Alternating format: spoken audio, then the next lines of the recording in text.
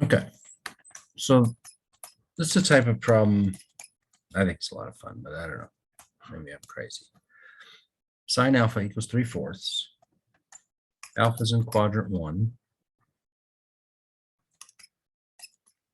And I want to find cosine of 2 alpha.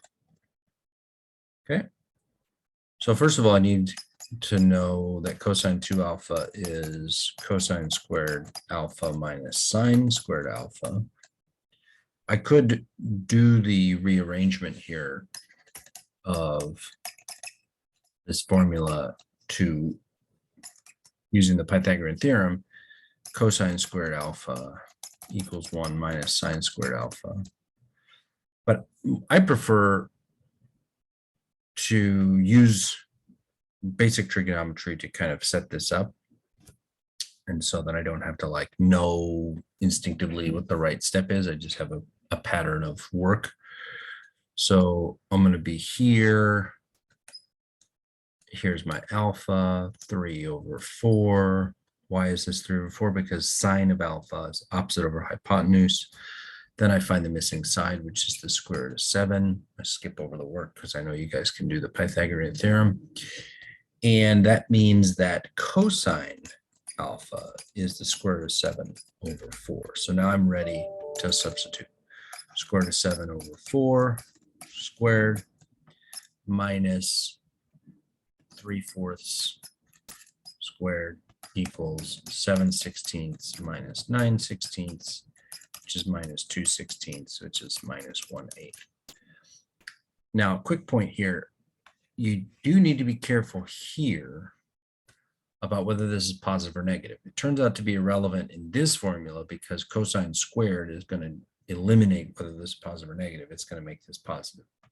But when you're doing double angle for sine, it's cosine sine, so there's no squaring. So it's important that you keep track of that.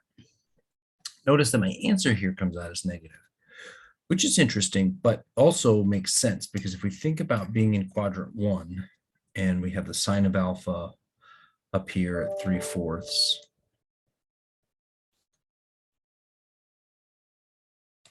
All right, so we have some angle alpha. We know that the y value is 3/4.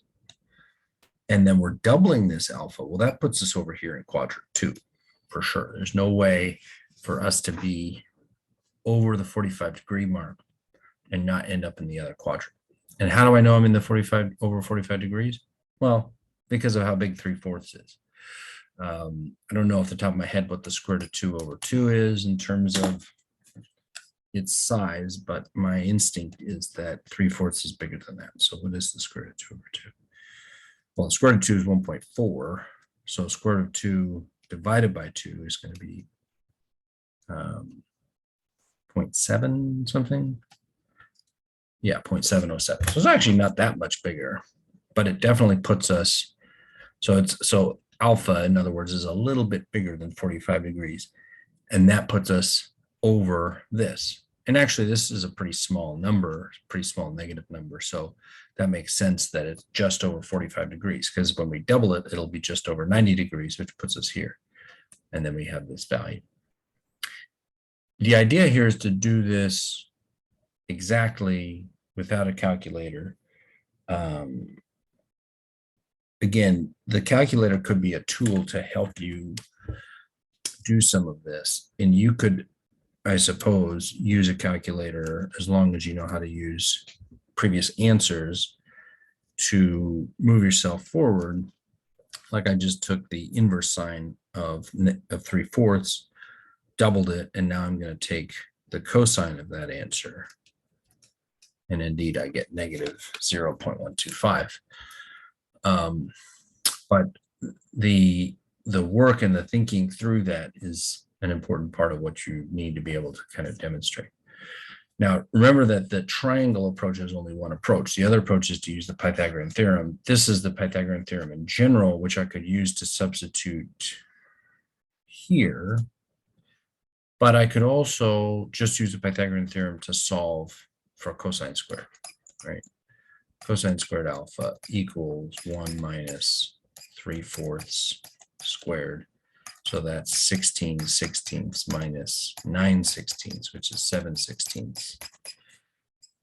And so then cosine of alpha would be the square root of 7/16, and that's positive or negative.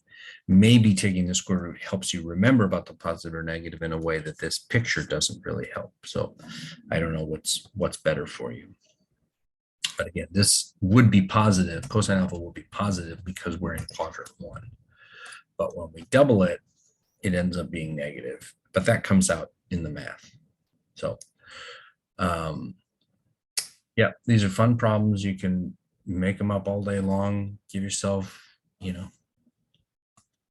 cosine theta equals 2/5, and then go to town. What's sine 2 theta? So you also need to provide a quadrant. So here with the cosine as positive, it could be in quadrant 1, or you could be in quadrant 4.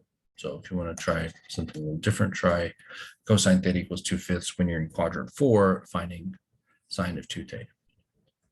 Or finding sine of theta divided by 2. How about that? Okay.